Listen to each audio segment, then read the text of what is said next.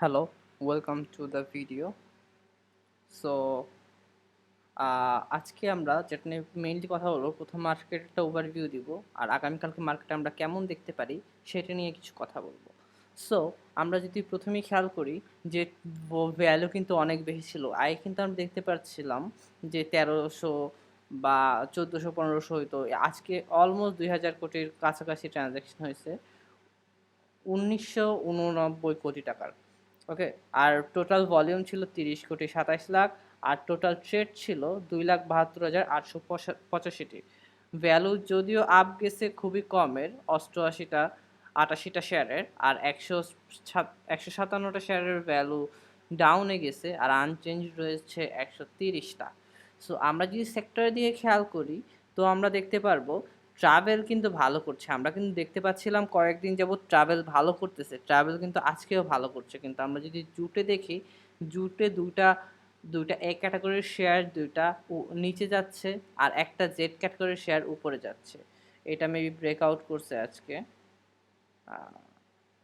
আচ্ছা, আজকে আজকে অনেক ভালো ভালো কিছু নিউজ আছে। আসলে আমি মার্কেট ওভারভিউটা কমপ্লিট করি, তারপর সবগুলা নিয়ে কথা বলবো। আর মার্কেট কিন্তু আজকে অনেক আপ গেছে, যে 1.1% আপ গেছে ইন্ডেক্স।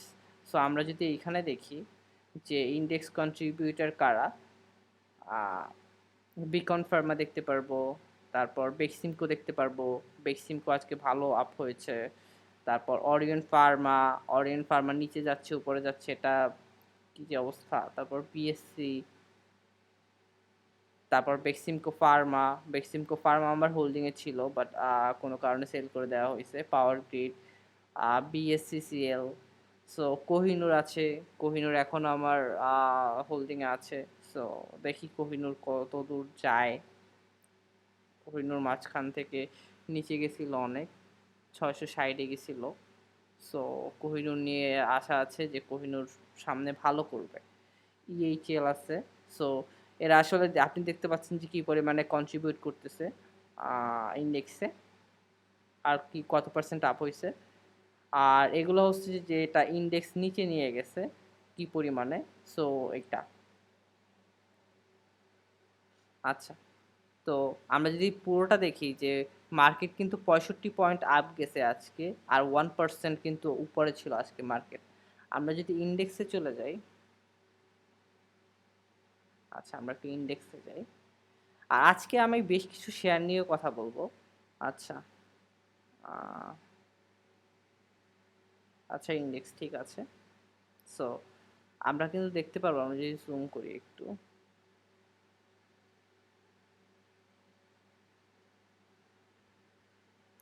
ইন্ডেক্স কিন্তু উপরে আছে, এইখানে আপ ডাউন করতেছে, নিচে গেছিল তারপর আবার উপরে যাচ্ছে। সো সামনের কয়েকদিনে কি হয় বলা যায় না, যেহেতু মার্কেট অনেক উপরে আছে। আশা করা যায় এই বছরের মধ্যেই 700 হিট করবে, 700-তে যাবে ইন্ডেক্স। তো এই অবস্থা ইন্ডেক্সের, আজকে অনেকটাই ভালো ছিল ইন্ডেক্স। গতকালকে কি হয় বলা যায় না, গতকালকে হয়তো ব্রেকআউট করতে পারে। তো আজকে ইন্ডেক্স ভালো থাকার সত্ত্বেও আজকে কিন্তু স্টক অনেকগুলা খারাপ গেছে। আজকে most of the stock down গেছে, কিন্তু অনেকগুলো স্টক ভালো ভালো পারফর্ম করছে। আর আমরা যদি দেখি আপার লিমিট ক্রস করছে কোনগুলায়, যে অরিয়েন্ট ফিউশন কিন্তু আবার লিস্টে চলে আসছে। আচ্ছা, এইটা নিয়ে পরে কথা বলবো, অরিয়েন্ট ফিউশন নিয়ে বা স্টক নিয়ে। প্রথম যেটা নিয়ে আলোচনা করবো সেটা হলো Beximco. Okay, so Bangladesh export import company limited. তো আসলে বেক্সিমকোতে আমার বাইরে ছিল 137 পয়েন্ট সামথিং, 37.10, 37 আর কি। সো অ্যারাউন্ড 37-এ বাই করছিলাম। তো তারপর মার্কেটটা ডাউন গেছে 130-এ চলে গেছিলো। সো আবার আপ হইছে 140-এ আছে। আশা করা যায় এইটা 80-90-তে চলে যাবে হোপফুলি, কিন্তু বলা যাচ্ছে না কি হবে এখনো। আবারও হয়তো নিচে আসতে পারে, কারণ সেইটাই মনে হচ্ছে দেখে যে আবার নিচে আসার সম্ভাবনা আছে। সো যদি নিচে যায় তাহলে হয়তো কিনে রাখতে পারেন। আর বেক্সিমকোর একটা ভালো ব্যাপার হলো গিয়ে একসাথে অনেক বড় মুভমেন্ট হয় না, যে অন্য স্টকে একসাথে অনেক বড় মুভমেন্ট হয়, এইটা হয় না। সো এই একটা ভালো দিক আছে বেক্সিমকোর। সো বেক্সিমকো আমার ওয়াচ লিস্টে অবশ্যই রাখবো। আর কিছু রকেট স্টক আছে যেটি নিয়ে এখন ডিসকাস করব, সেটা হলো অরিয়েন্ট ফিউশন। আচ্ছা, অরিয়েন্ট ফিউশন, এই যে অরিয়েন্ট ফিউশন আছে, আর এইগুলো নিয়ে বিডিকম অনেক ভালো চলতেছে। বিডিকম, সো বিডিকমের পিছনে আসলে যে ভলিউমের কারণ কি, এইখান থেকে একটা গ্যাপ ক্রিয়েট হয়েছে এখানে। সো এই যে মার্কেট যে ডাউন ট্রেন্ড চলতেছিল, ডাউন ট্রেন্ড থেকে কিন্তু আমরা দেখতে পাচ্ছি আবার আপ ট্রেন্ডে গেছে। সো আচ্ছা, পুরো গ্রাফটা যদি অন করা যায় তাহলে ভালো হবে। বিডিকম আসলে আমরা আগে বিডিকমটা দেখি, গ্রাফটা দেখি, তাহলে অনেক কিছু বুঝতে পারবো এটা নিয়ে। বিডিকম, বিডিকম অনেক দিন যাবত অনেক ভালোভাবে বাড়তেছে। 14 সেপ্টেম্বর থেকে বাড়তেছে, 15, 16, 17। আচ্ছা, অনেক বাড়ছে বিডিকম। সো 25 ছিল। আচ্ছা, সো যেটি নিয়ে কথা বলবো, আচ্ছা ইন্টারঅ্যাক্টিভ চার্টটা হলে একটু ভালো হতো। আচ্ছা, আমরা এটাই যাই। শেষ হলো এপ্রিল। আচ্ছা, যাই হোক, এইখান থেকে দেখতে পাচ্ছি হঠাৎ কিন্তু একটা গ্যাপ ক্রিয়েট করেছে, গ্যাপ ক্রিয়েট হয়েছে। সো গ্যাপ, যখনই মার্কেটে আমাদের গ্যাপ ক্রিয়েট হয় তখন কিন্তু আমরা দেখি যে গ্যাপটা ফুলফিল করার জন্য ভলিউম থাকলেও প্রাইসটা নিচে নামতেছে। বা আমরা যদি দেখি যে যদি হয়তো ডাম্প করা হইলো, হঠাৎ ডাম্প করা হইলো কোনো রিজন ছাড়া, বা অনেকগুলো স্টক আইসা পড়লো, বা কোনো কারণে হঠাৎ যদি অনেক বড় একটা গ্যাপ ক্রিয়েট করে, তো ওইটাকে ফিল করার জন্য আবার মার্কেট কিন্তু একটা কার্ভ হয়, ঠিক আছে? সো এইখানে কিন্তু ওইটা আমরা দেখতে পাই না, এই জায়গায় কিন্তু নামার কথা ছিল ন্যাচারালি, তারপর হয়তো আবার উঠতো, কিন্তু এখানে দেখতে পাচ্ছি এই পর্যন্ত নেমে আবার উঠছে, এই পর্যন্ত নেমে আবার উঠছে। এই জায়গায় একটা ডাউন ট্রেন্ডটা কিন্তু অনেক স্লো, কিন্তু গ্যাপ থাকলে কিন্তু ওই জায়গায় ডাউন ট্রেন্ডটা এত স্লো হয় না। সো যার ফল আমরা আবার দেখতে পাইছি যে এই জায়গায় একটা আপ ট্রেন্ড ছিল, এই যে একটা আপ ট্রেন্ড ছিল, ঠিক আছে? তো এইখানে আবার কিছু গ্যাপ ক্রিয়েট করতেছে, ভলিউম বাড়তেছে। সো ফ্লোর প্রাইসে যদি কেনা যেত এটা অনেক ভালো হতো, বাট এখন এটা খুবই রিস্কি বলা যেতে পারে, যেহেতু একবার ডাউন ট্রেন্ডে গেছে। আচ্ছা, আমরা একটু চার্টে যাব, চার্টে যেয়ে দেখবো বিডিকম সম্পর্কে আরও কিছু জানবো। আমি আপাতত বিডিকম দেখবো, বিডিকম কেনার এখন কোনো ইচ্ছাই নাই আমার।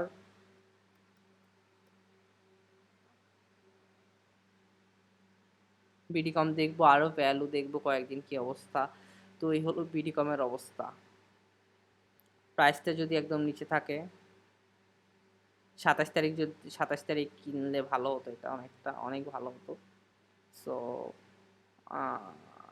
3 দিনে অনেক উপরে উঠে গেছে। আচ্ছা, যাই হোক, তো এখন অনেক উপরে আছে, এখন এই জায়গায় ভুলেও কেনা উচিত হবে না। গেইন হলে অল্প হবে, কিন্তু লুজ হলে অনেক বেশি হবে। সো এটা ওয়াচ লিস্টে রাখার মতো একটা স্টক।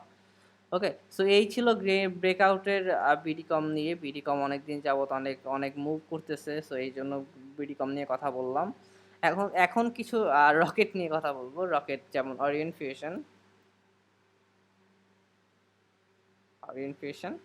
আচ্ছা, সো অরিয়েন্ট ফিউশন আমরা দেখতে পাচ্ছি প্রায় 400-তে নেমে গেছিল, তারপরে এখান থেকে আবার 150 উপরে উঠে গেছে একসাথে।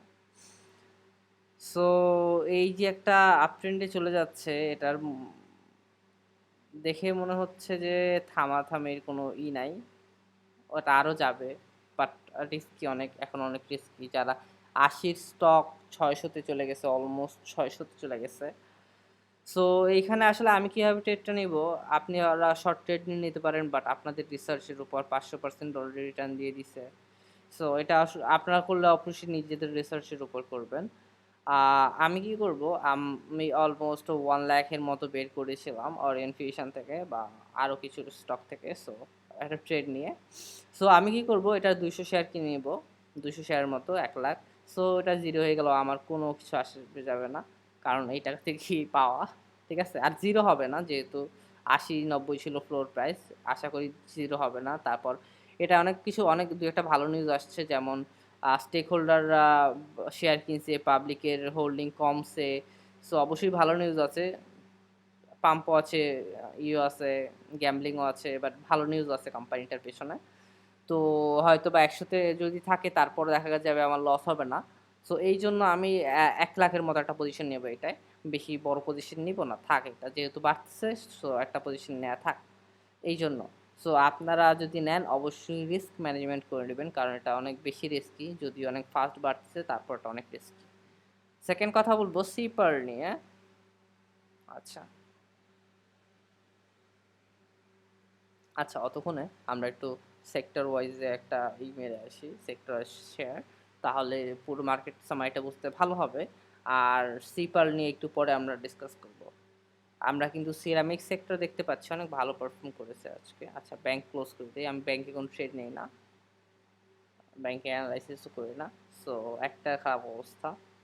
সো সিরামিক সেক্টরটা টার্গেট করতে পারেন, মনিটর করতে পারেন, ভালো গেলে অ্যাভারেজ করে ইনভেস্ট করতে পারেন চাইলে, যেহেতু ভালো যাচ্ছে অলমোস্ট 8 and 9%। সো বাহ, অনেক ভালো যাচ্ছে সিরামিক সেক্টর। সো মনিটর করতে পারেন, যদি ভালো হয় তাহলে একটা শর্ট টার্ম ট্রেড নিতে পারেন। তারপর আইটি সেক্টরও ভালো যাচ্ছে, আইটি সেক্টর আমরা বেশ কয়েকদিন যাবত দেখতেছি আইটি সেক্টর কিন্তু ভালো যাচ্ছে। আজকে অনেক বড় একটা জাম্প ছিল এটায় ফ্লোর প্রাইস থেকে। আচ্ছা, সো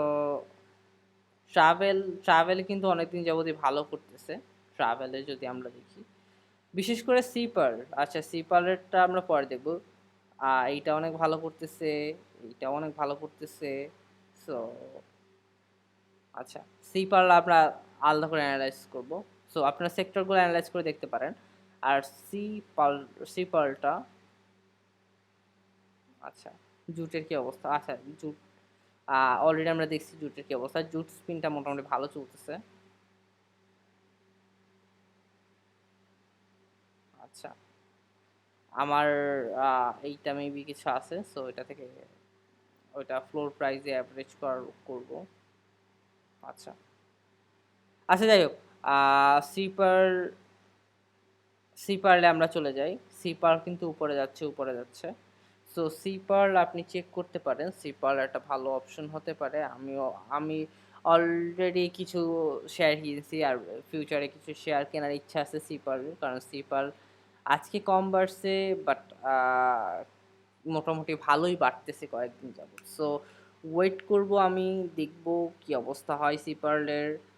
যেহেতু মার্কেট ক্যাপ একদম বেশি বলা যাবে না, সো যদি সবার ইন্টারেস্ট হয় তাহলে এটার ভ্যালু অনেক বাড়তে পারে। সো যেহেতু 40 ছিল, 40-এর মতো ছিল ফ্লোর প্রাইস, ওই জায়গা থেকে অলমোস্ট 100 চলে গেছে। সো অনেকে হয়তো সেল করছে, কেউ কেউ সেল করছে যে এক্সিট নিবে, তো যার জন্য এটা, বাট এটা উপরে যাওয়ার চান্স আছে। সো এই তো হলো আজকের আজকের আলোচনা, যে আগামীকাল কি স্টক আপনি ওয়াচ লিস্টে রাখতে পারেন, আর কি কি উপর ট্রেড করলেও করতে পারেন, বাট যা করবেন নিজে রিসার্চ করে করবেন। ধন্যবাদ, আপনার সাথে দেখা হবে অন্য একটা ভিডিওতে।